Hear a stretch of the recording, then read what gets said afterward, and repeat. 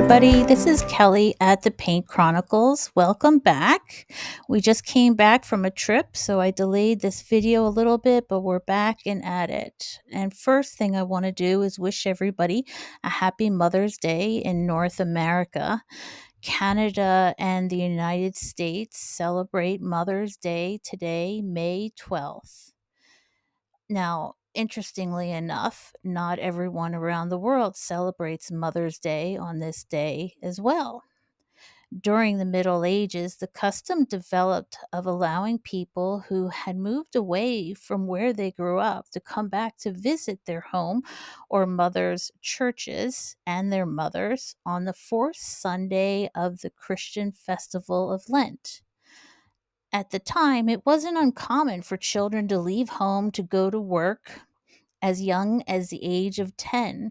So, this was an opportunity for families to meet up again and honor their mothers. This became Mothering Sunday in Britain. As the dates of Lent vary every year, so does the date of Mothering Sunday. Although it's often called Mother's Day in the UK, it has no connection with the American Mother's Day. The American Mother's Day was started by a woman by the name of Anna Jarvis, whose mother would organize women's group for benefits of health and friendship.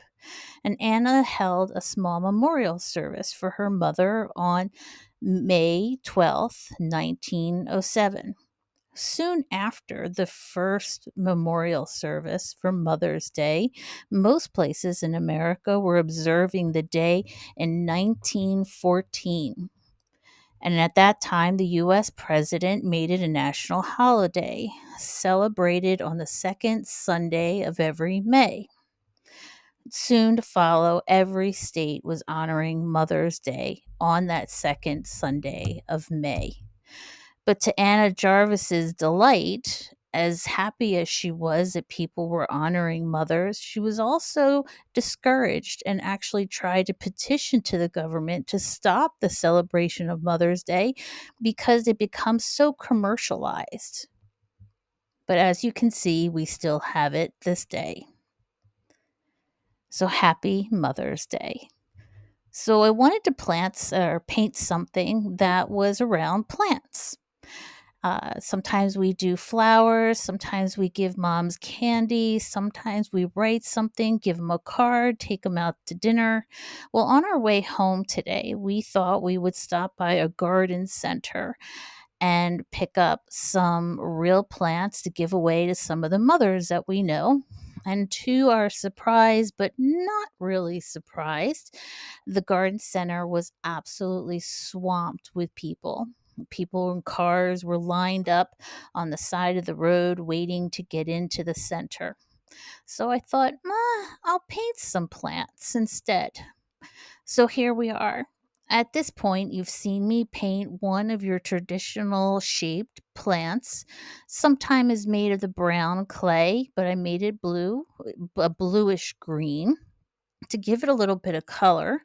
And also, I'm currently painting a more normal pot, just round, maybe a clay pot that you would shape yourself if you ever went and spun a pottery wheel. I've removed a little bit of color from the left side of both pots to get light direction and some shadowing in. Now, when I first set up my Daniel Smith tube paints, I really didn't care what the names of the paints were. I was just so excited to have them. So, with the blue pot, it's a combination of hooker green, and I'm not sure of the blue. I have to go through and label all my paints for you guys so I can be more specific. The brown pot is a combination of a red and burnt sienna. And now I'm making a slightly darker brown with a darker red, more burnt sienna, and I threw a little bit of black in there. And I'm pulling out a thinner brush as well because I'm going to make this really thin at the top and then really round down at the bottom.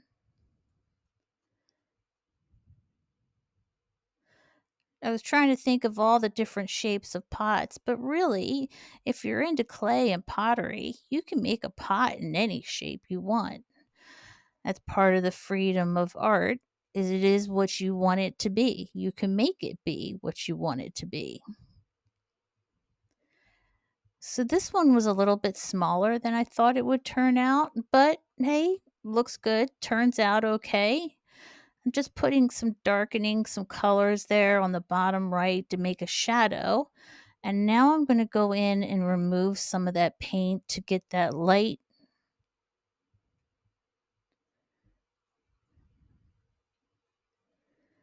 and get that going to show a little bit more shine off of the pots. Now I'm going to go ahead and use my heat gun and heat up and dry really quick these paints. Notice I moved my little paint palette off to the side because I don't want this to dry up my paints because I will be using those again.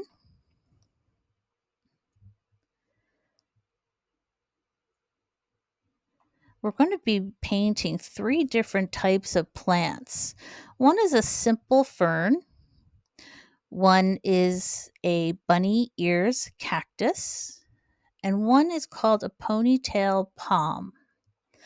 The first one is going to be a very regular fern. Um, I could try and say this name, but I will butcher it horribly. I will put it in the description in the details below the video. You often see this fern as it's native to Britain. If you spot it in your local area, it probably would grow well in your garden. It's an evergreen and needs very little care. It just needs a little tidying up in spring. It grows to about 45 to 60 centimeters in size. And I'm going through here and I'm doing a light, thin part, and then I'm pushing down on the brush to make it thicker to get the shape of the leaves. My brush got a little dry there, so I'm going back in with a wetter brush. And I'm going to go ahead and put, I think, one more leaf in, and then I'm going to pause because if I continue to put the leaves on top of one another, they'll lose their definition. So I'm going to put one more in and then clean off my brush and move to the next plant so it can dry. And then I'll come back to it and paint a few more leaves. Now in the middle pot here, I'd never painted a cactus before. Well, once before. And I decided to go ahead and try it again. And this time I've had a little more luck with it. The other one, it was just too tiny. So this one is a flat, round, styled cactus. It's called bunny ears cactus. And you'll see exactly why. It has these little growths off of the body of the cactus that kind of make it look like little ears. Now, some of the pictures I saw of bunny-eared cactus, the growths that really grow much longer and higher. Now, I'm going to wait for that to dry.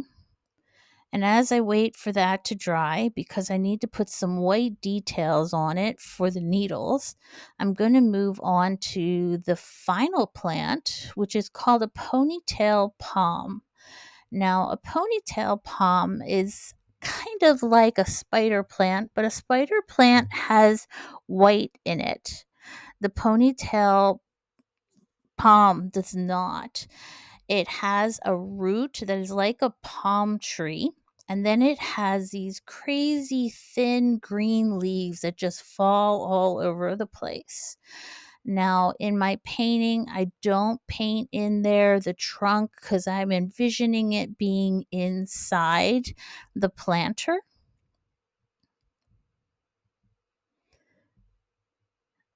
And I've got a couple on there.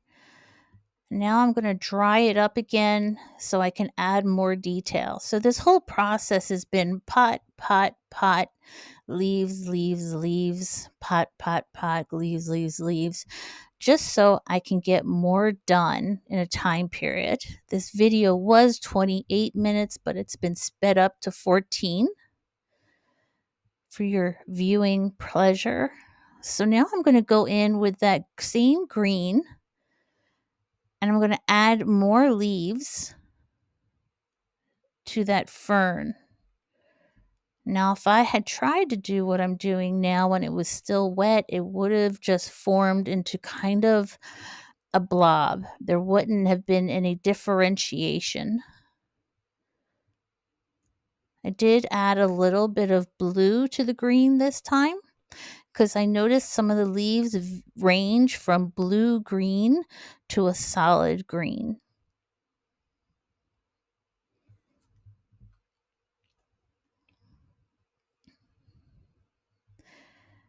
Now, while I'm working on that, I'm going to go on to the bunny ears cactus here.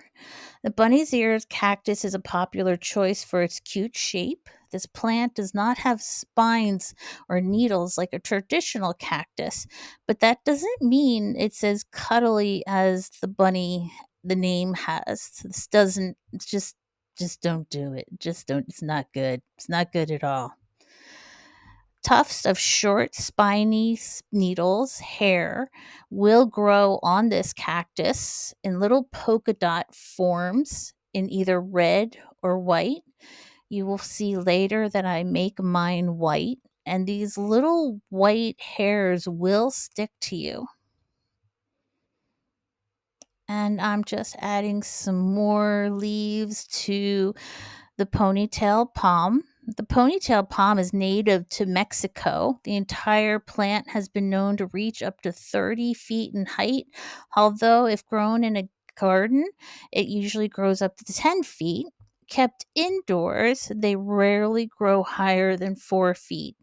This plant is a plant that you only want to water once every 2 weeks if the soil's dry, and it also likes partial sun. And there I am just testing out the cactus to make sure it's really dry. And what I'm going to do is grab a white gel pen that I have, and then I'm going to draw or spot or poke the paper and just make little lines of hairy spines, short hairy spines. These do grow flowers in the springtime. And that is about it, guys. I'm all done with this. As soon as I get all the white dots in there, I'll include in the comments below the products that I used and some of the information and the official names of these plants that I can't say. I hope you enjoyed the video. I hope you have a wonderful weekend, and we'll see you again in a couple of days. I'll let you watch and finish this up, and see you soon. Bye from Kelly at the Paint Chronicles.